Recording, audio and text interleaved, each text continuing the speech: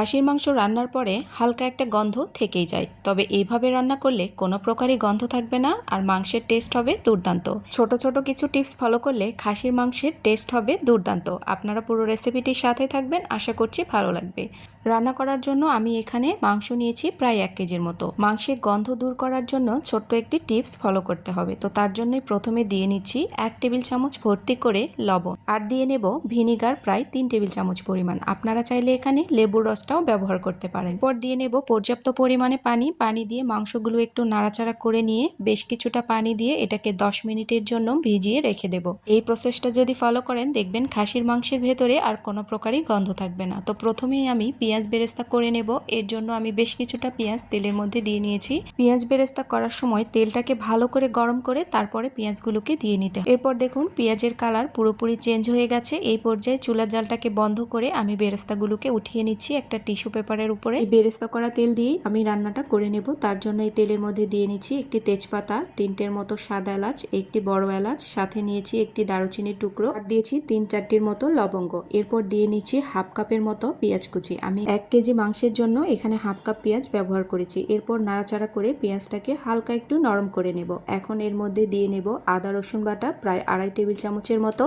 পেঁয়াজ এবং তেলের সাথে হালকা একটু মশলাটাকে ভেজে নেব, তাহলে এর কাঁচা গন্ধটা একদমই চলে যাবে। এই পর্যায়ে চুলা জালটাকে একদমই মিডিয়াম টু লোয়ে করে এইভাবে ভেজে নিতে হবে। এরপর দিয়ে নেব গুঁড়া মশলাগুলো। এখানে নিয়েছি 2 টেবিল চামচ পরিমাণ লাল মরিচের গুঁড়ো, 1 টেবিল চামচ পরিমাণ হলুদ গুঁড়ো, জিরে গুঁড়ো নিয়েছি, গরম মশলার গুঁড়ো, সাথে নিয়েছি স্বাদমতো লবণ। আমি জিরে এবং ধনের গুঁড়ো নিয়েছি প্রায় 1 টেবিল চামচের মতো করে। এখন মশলাগুলোকে ভালো মতো করে পেঁয়াজের সাথে কষিয়ে নেব। তো সামান্য একটু পানি দিয়ে নিচ্ছি যাতে মশলাগুলো পোড়া লেগে না যায়। পানিটা যখন পুরোপুরি শুকিয়ে তেল উপরে উঠে আসবে এই পর্যায়ে দিয়ে নিচ্ছি খাসির মাংস। এখন মাংসগুলোকে এই মশলার সাথে ভালো করে মিলিয়ে নিতে হবে। এই পর্যায়ে ঢাকনা দিয়ে মাংসগুলোকে হাই হিটে পানি ছাড়াই 10 মিনিট রান্না করে নেব। তো 10 মিনিট বাদে ফিরে এসেছি। একটু নাড়াচাড়া করে নিচ্ছি যাতে তলানিতে লেগে না যায়।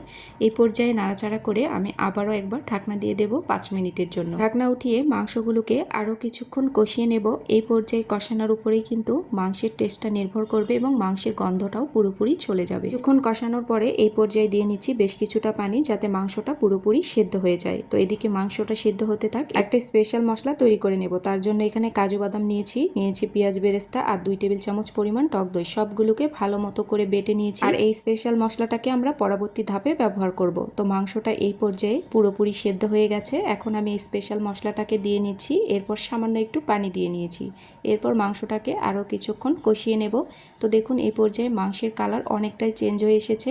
এরপর দিয়ে নিচ্ছি পেঁয়াজ বেরেস্তাটাকে হাত দিয়ে একটু ভালো করে গুঁড়ো করে নিয়ে মাংসের মধ্যে দিয়ে নিয়েছি। এখন নাড়াচাড়া করে নিচ্ছি। তো দেখুন পানিটা একদমই শুকিয়ে গেছে। এই পর্যায়ে আমি আরও 2 কাপের মতো পানি দিয়ে নিয়েছি। এখন ঢাকনা দিয়ে মাংসটাকে রান্না করে নেব 5 মিনিট। তো 5 মিনিট বাদেই দেখুন মাংস একদম রেডি।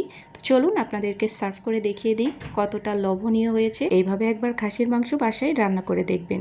আসছে কোরবানির ঈদে আপনারাও কিন্তু এই রেসিপিটি ট্রাই করে দেখতে পারেন। যদি ভালো লেগে থাকে অবশ্যই আপনাদের টাইম লাইনে রেখে দিতে পারেন। আল্লাহ হাফেজ, আসসালামু আলাইকুম।